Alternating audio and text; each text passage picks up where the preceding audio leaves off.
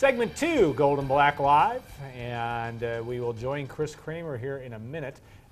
Just a little bit of housekeeping. I want to thank our sponsors, Hilton Garden Inn, State Farm agent Trent Johnson, and of course Follett's and Purdue Pride, and of course the West Point Steakhouse. And Stacy, we've had one weather report from and Jim Comparoni talking about East Lansing, and then of course Chris, are you there?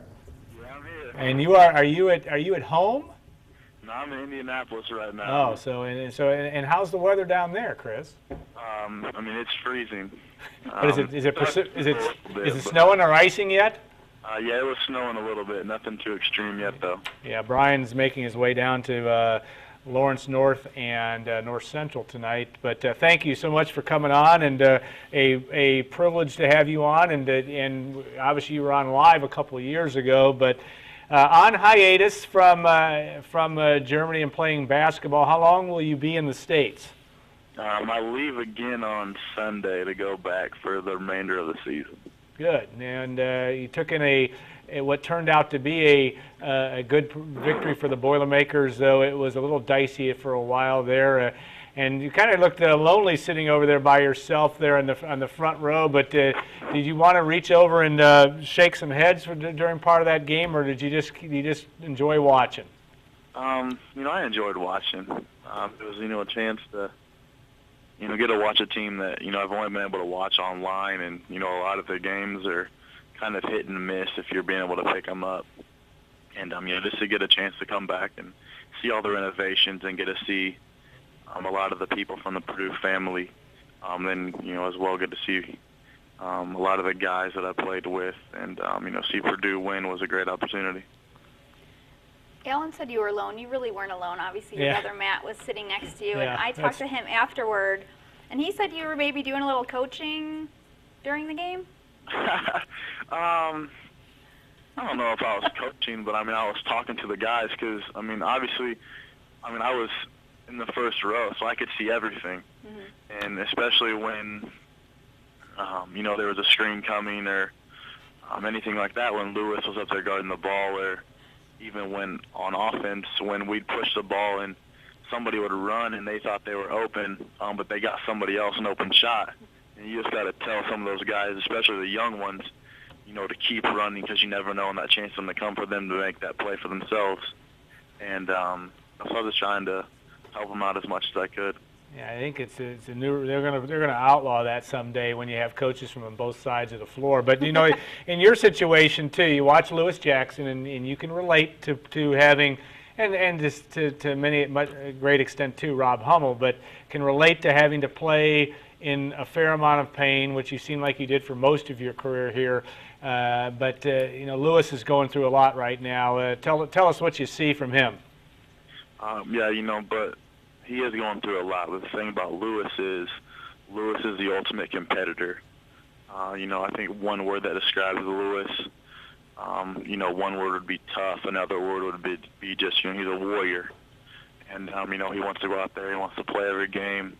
And he ultimately just wants to win. So, especially last game, as bad as he was hurting, he came in late, picked up the defense, and he really kind of took the game over, making plays, by himself or for other people. So,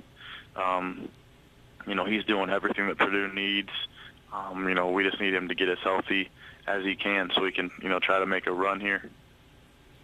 Rob is in a different role this year than, you ever had to play with him. It was kind of the same, a little bit the same as you had, kind of being that complimentary guy, and now he's the guy.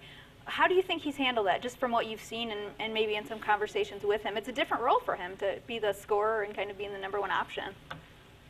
It is, and it's definitely something that isn't Robbie Hummel.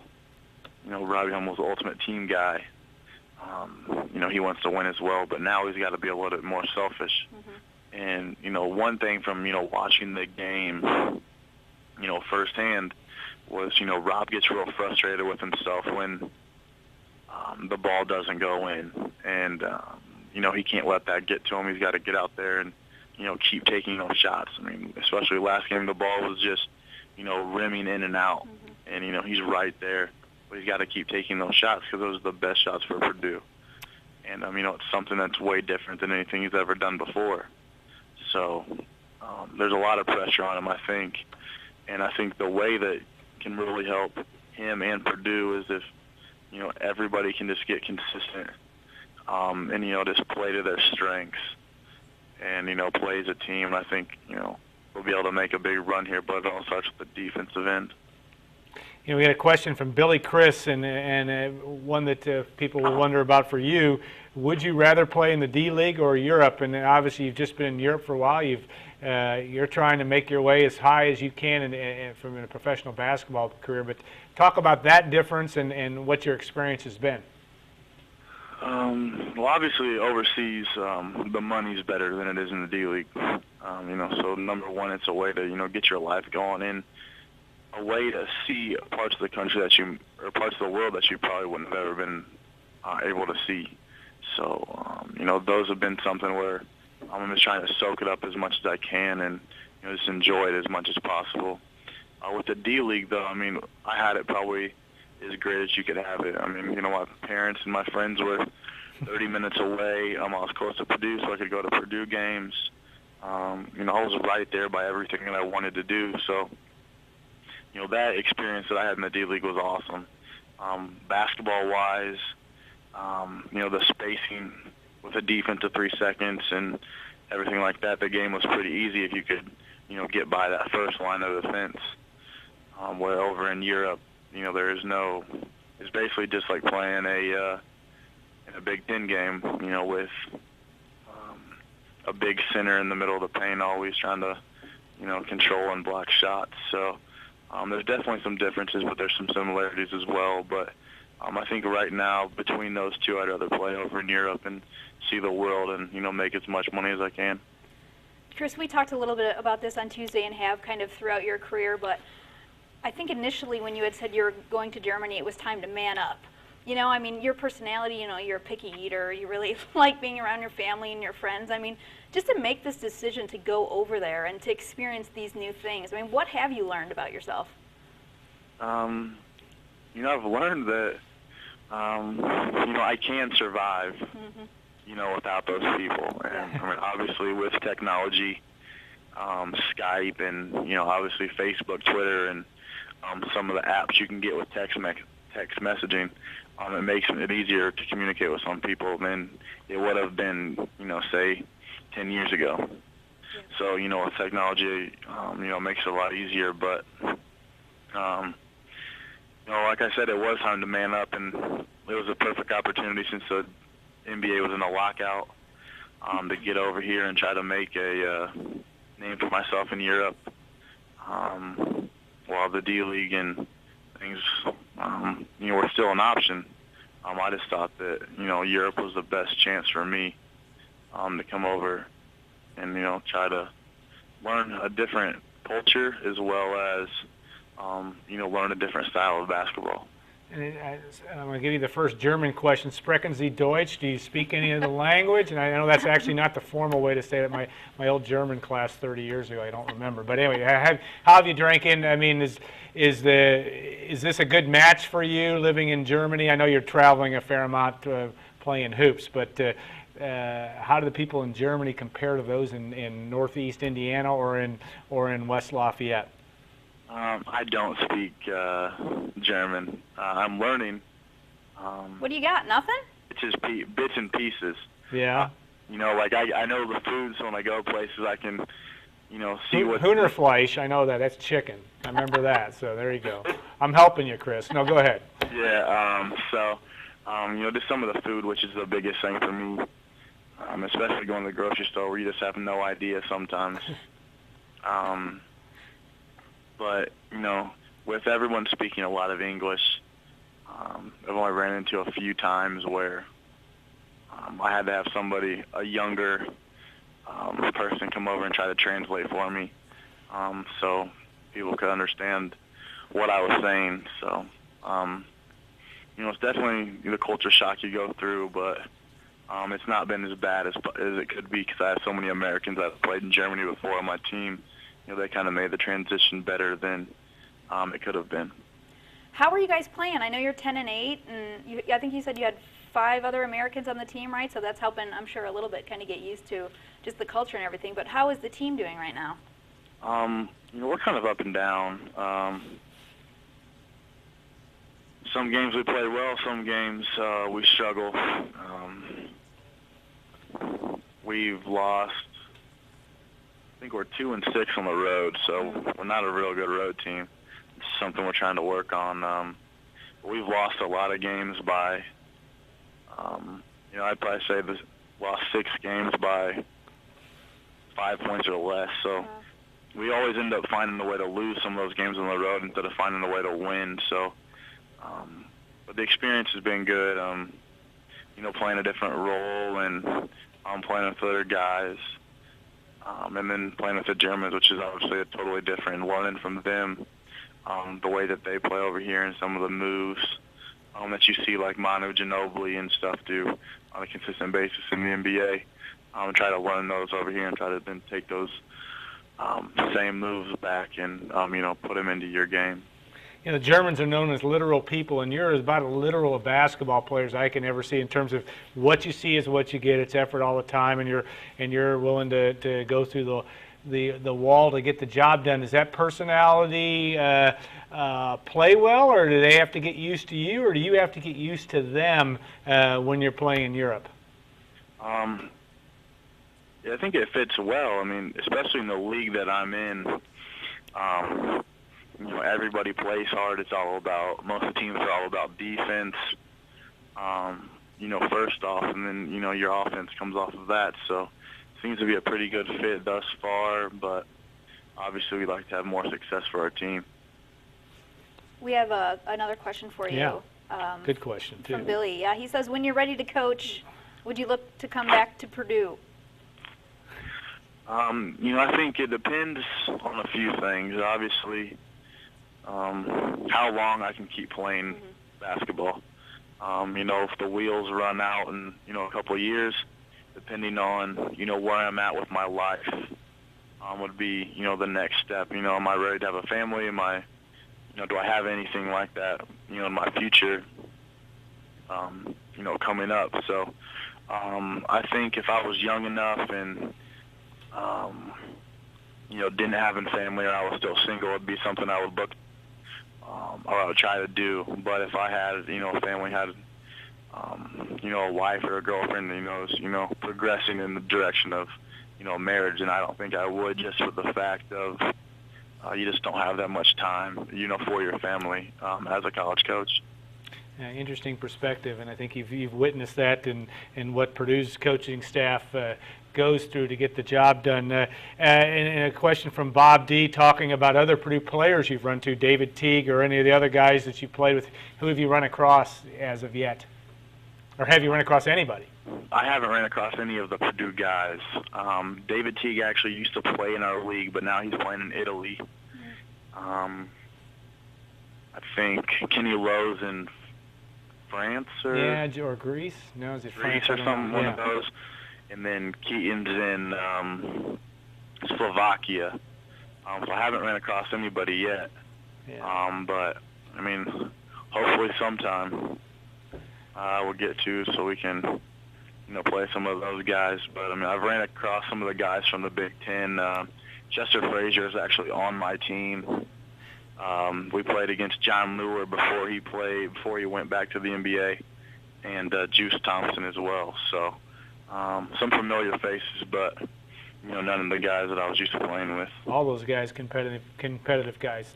I kind of want to ask a question about Juice, but I don't know if I should do it in this format. Is he still a dirty player over there? I heard you laughing. I don't know. I didn't guard him. Okay. It's the internet. He could be watching, I suppose. It's possible. I doubt he's watching. I bet she's not. No, I haven't. I mean, I've never had a problem. I think, some of the things with him when he was at Northwestern was, the way they played their 1-3-1 zone, he was always on the bottom. Yeah.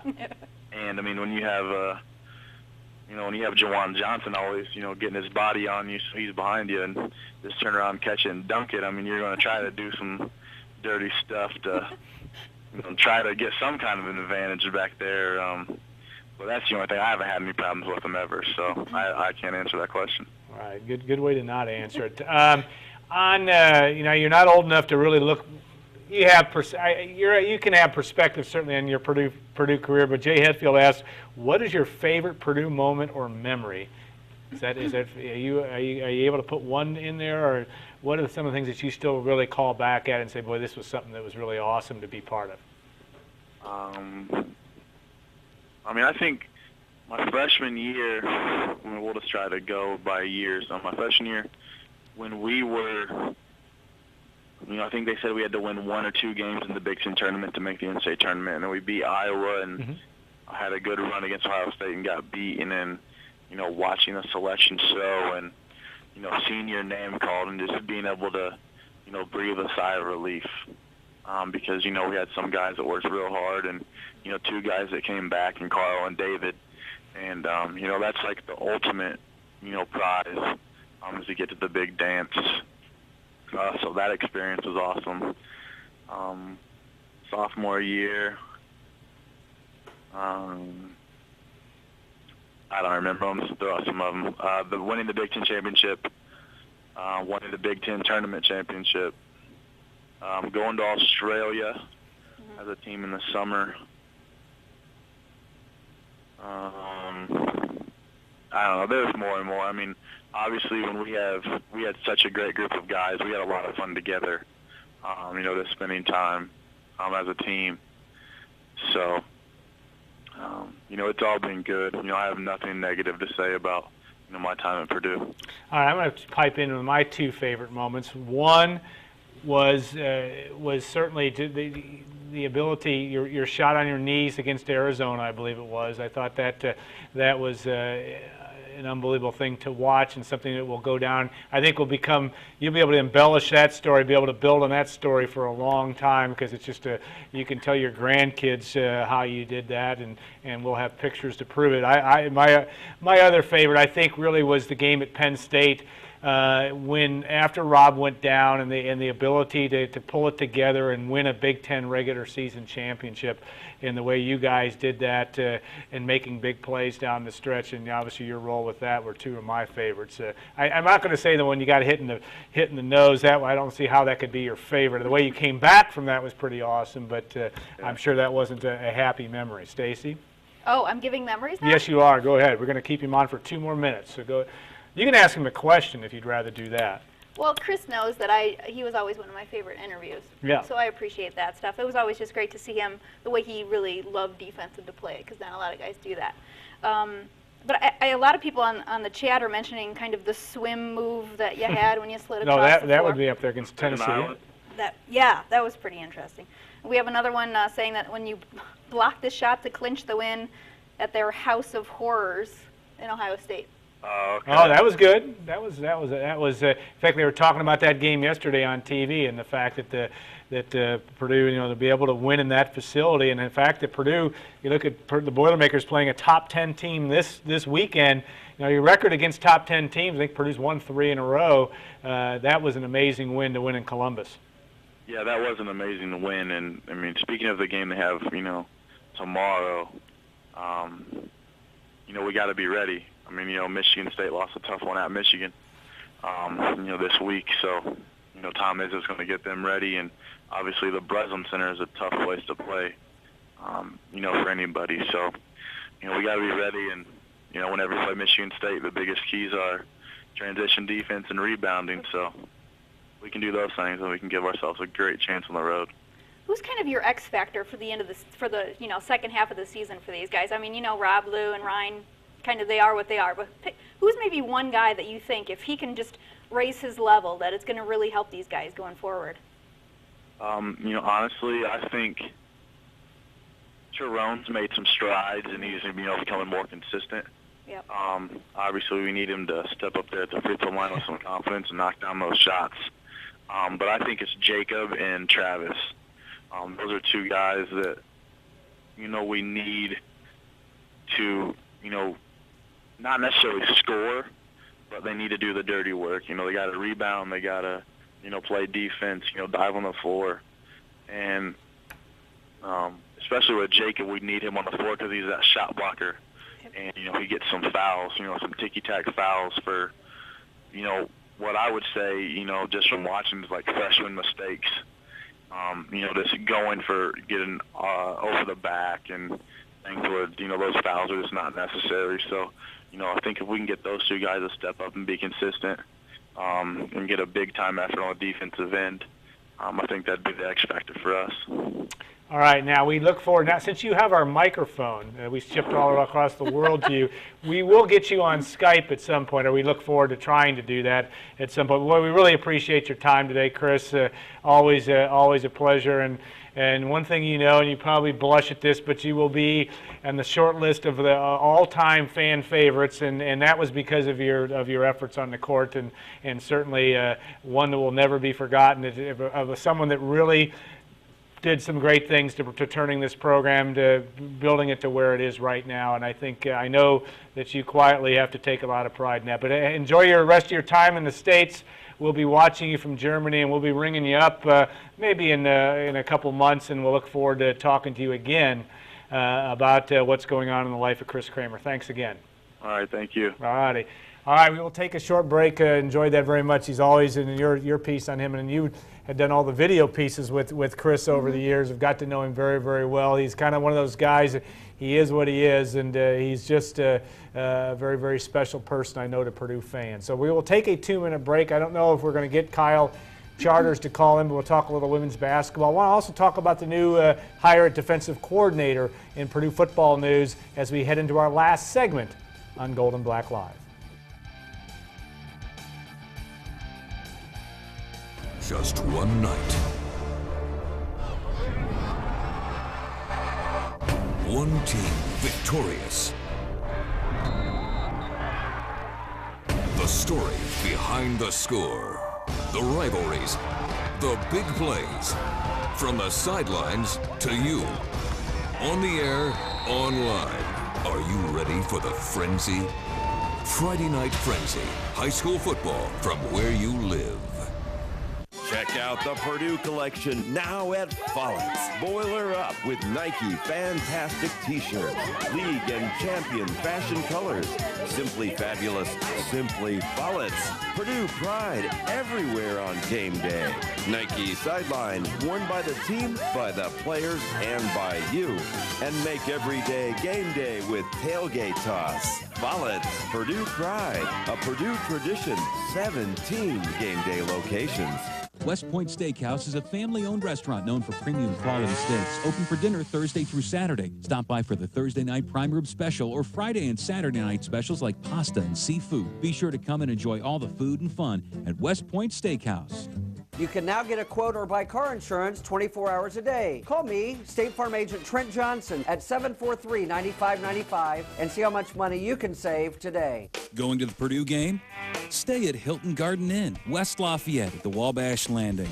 Your family will love the well-appointed guest rooms, the pool, whirlpool, fitness center, the breakfast buffet, and the amazing Hilton Garden Inn staff. Located just 4 blocks from Purdue University, Hilton Garden Inn has long been the choice for Purdue fans. Call today for a reservation and make Hilton Garden Inn your #1 choice. When you see it happen, report it. Send us your news stories, photos, and videos with our Report It feature. It's easy with WLFI.com and the WLFI smartphone app. With a few simple clicks, you can send videos and photos of breaking news coverage. See your submissions on air as part of our broadcast or online in the Report It gallery. WLFI.com. Always mobile, always connected.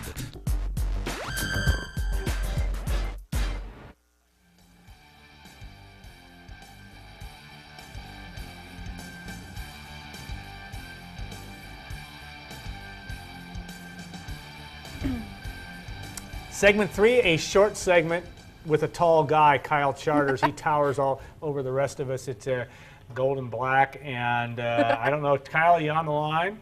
I am here. All right, where are you? Actually, now I'm at home. All right, well, that's good because the road's not getting any better.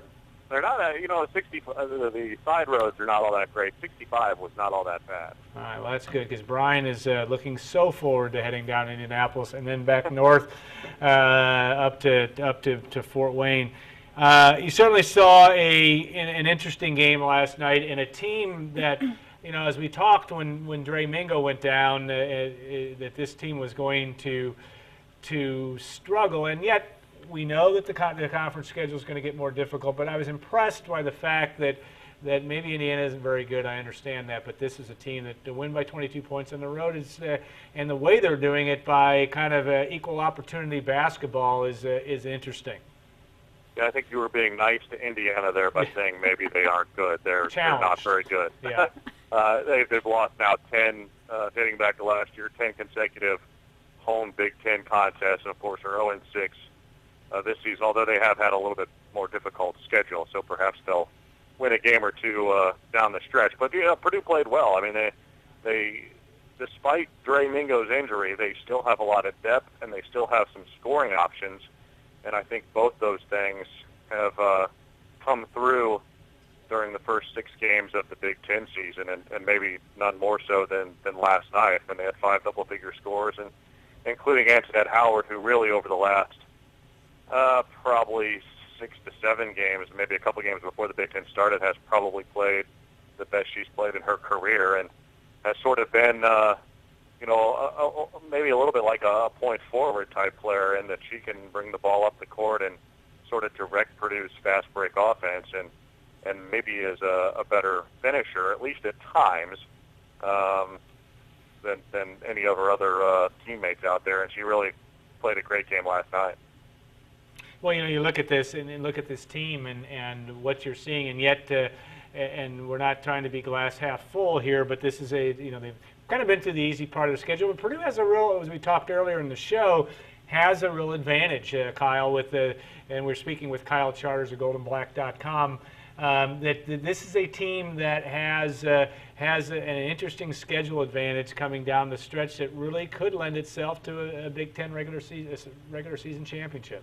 Yeah, I mean, you talk about the schedule so far, and they're 6-0 in the conference and a game clear in the conference standings. Now, if you add up their competition, it's, I'm not sure the latest, but something like, 8-22 or, some crazy number that they just haven't played the cream of the crop in the Big Ten. And that makes, Monday's game against Michigan State pretty critical, because you get an opportunity against an upper division team, and Purdue is, I think, going to play with just about anybody at home.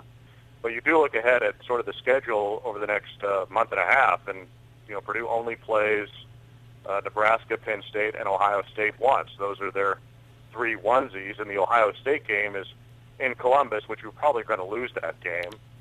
But the other 2, Nebraska and Penn State, are at home, and I think you've got an opportunity to win those games. So I think as you look at now they do have to go to Michigan, and they do have to go to Michigan State, both late in the season, and I don't think either one of those games you certainly can't chalk up to be victories, I don't think. But it does line up that I don't think there's any game out there that you're going to say they're just simply not going to win, aside perhaps from that game at Ohio State. And Kyle, just the defense that this team is playing. I mean, Indiana shot, 54% in the first half. I'm not sure. I don't know. That was kind of an anomaly, I think, on Indiana's part. But just the way that the Purdue's defense is playing, and we've talked earlier in the year, they have some good players, maybe not great single defensive players. Why do you think this is working for them collectively? I think they're buying in their veteran players who have been in the defensive system for a long time. But you're right. You look back at Sharon Versup's tenure, and she's had a couple of players, and the top 2 that come to my mind are Lindsey Wisdom-Hilton and Cara Malone, who were game changers defensively. Mm-hmm. I mean, and I don't know if they, Dee Williams is a good defensive player, and I put her, pretty significantly above average, I think. But she's not, even her steal numbers aren't huge. She's just a good on-ball, in-your-face defender. And for whatever reason, this team has sort of embraced the defense. And, I think that, Chelsea Jones has turned into a pretty good defensive player. She has some limitations offensively, and Sam Ostarella's athleticism really helps her out, and she was not a very good defensive player the first couple of years, but she has at least gotten herself up to being pretty average at it. And I think just collectively, they've been pretty good. Indiana, they shot 55 or whatever percent in the first half, but they also had trouble getting the ball over the midcourt line. Right. It was, I don't know how many times Purdue just swiped them at midcourt, and it just turned into easy layups. And in fact, Purdue probably had about 5 or 6 other fast break opportunities where they just didn't convert for whatever reason. They had a 4-on-1 in the second half, and it ended up going the other direction for 3 for Indiana when they were still sort of hanging around in the 10-point area. But they've just been really solid defensively. Well, and we have about 4 minutes left in the show, but let's switch gears to football, and Stacy certainly will weigh in on this. Well, big news, obviously, is the hiring of defensive coordinator Tim Tibesar out of, via Canada, but obviously is from North Dakota, coached at Kansas State. An interesting hire, and very much appears to have kind of the pedigree of a Danny Hope type guy, and yet will bring a different scheme to West Lafayette, it appears, with that 3-4, if that's what ends up coming to fruition. Your initial thoughts on that, and we'll also talk to Stacy, who talked to Kawan Short. Well, I think as you learn more about Tibesar, it becomes a little bit more intriguing, I think. I don't know if they'll totally switch to a 3-4 or not, but it does seem apparent that he likes to be aggressive defensively and maybe bring some pressure. And, that's something that we haven't necessarily seen outside of, the front four here in recent years. And it sort of maybe harkens back to what the defense was like in the late 90s where, you had some rush defensive ends and just sort of went after the quarterback and created turnovers. And, if that's what Purdue wants to aspire to, whether it's out of a 4-3 or a 3-4, then I think that's a good move. So, the more you learn, maybe the more you like, and obviously you got to see the results on the field too. So we'll see what happens. But I think it certainly is an intriguing hire, as you said. Yeah, you had mentioned talking to Kawan today. Sure. Yeah, he was available today for the first time since he made the decision to come back for his senior year, and we had asked him about potentially switching to the 3-4, and he said it'd be a challenge, and then kind of said, something I will obviously embrace if that's the case, and you just have to step up and kind of face the reality of the change. But I think for him, obviously, he came back because he wants to improve his NFL draft stock. He was given a 3rd-round projection by the NFL Advisory Board, and he thinks he can be better than that. So potentially for him, maybe if they do switch to this, he can show a little bit maybe of different things if he does play end or if he plays nose. He played end a little bit, last year, kind of at points when they were really thin. So just from a player's perspective, he's the only player we've been able to talk to since we found out about this. I think he is kind of a wait and see. We'll see how it goes and kind of go from there. And I know Tibesar is going to be on campus next week. He's supposed to get here next week. So. Well, go ahead, Kyle. I think from a personnel point of view, I think the issue isn't so much on the defensive line, in my opinion. I think they have defensive linemen who could, in theory, succeed in the 3-4. I'm not sure about the linebackers. You've got a lot of questions there. I think they played better this last season, but you lose Joe Holland, who, I think we're going to look back at and realize he was a pretty underappreciated player. Right. So do you have 4 linebackers out there who you feel comfortable with in this situation? And I think that's a far bigger question, in my opinion, than the defensive line in a system like this. You look at this, and Tibesar comes in as a guy that's a summa cum laude graduate and a guy that's played, and they talk about it being a cerebral coach. But you also know about he impresses me just by looking at him as a guy that you always see those defensive coordinators that are younger guys that are fiery, and obviously Tim is not 16 years out of college, so I'll do the math and say he's about 38, 39 years old. He was born in 72. 72, so he'd be 39 or 40 if he was August. born in January. Oh, then he's only 39. So a guy that you need, it's running to the ball. Gary Emanuel, different type of guy, very stoic, very grandfatherly to some extent on his approach. Can that bring anything to the, just to the emotion of being a defensive coordinator and getting a team to play at that level emotionally? Yeah, I like a defensive coordinator, and certainly I've never played for for one that's calm and collected, nor one that's sort of fire and brimstone. But from an outsider's perspective, I sort of like the guy that's more rah-rah, because I think that the defense sort of takes on their coach's personality a little bit, and I think that's pretty critical, especially when, I think Purdue overall has had sort of, an underdog type mentality over the years, and I think that sort of attitude goes with the underdog mentality, sort of firing them up, playing on emotion. I think if you do look back to the 90s and early aughts, if you will, Purdue played a lot on emotion, and the Kansas State game and others were just such emotionally defensively charged teams and games that I think that's something that you'd like to see back at Ross-Ade Stadium a little bit more. Well, I don't think there's any doubt, and I think Danny Hope would like to see that as well, as just the ability to have some fire on the defensive end. Kyle, thanks so much. We're glad that you made it back into town. We'll look forward to talking further. Stacy, thanks for everything. We're going to wrap up our show and say thanks to our sponsors, Hilton Garden Inn. When tomorrow's a big day, stay at HGI tonight. State Farm agent Trent Johnson at statefarmagent.trentjohnson.com. And, of course, our good friends at Follett's and Purdue Pride, Purdue's athletic outfitter since 1945. And the West Point Steakhouse, a short drive. It'd be a cozy drive through the snow tonight. Not a lot of snow, but on your way for a good Friday night dinner if you want to make your way out there.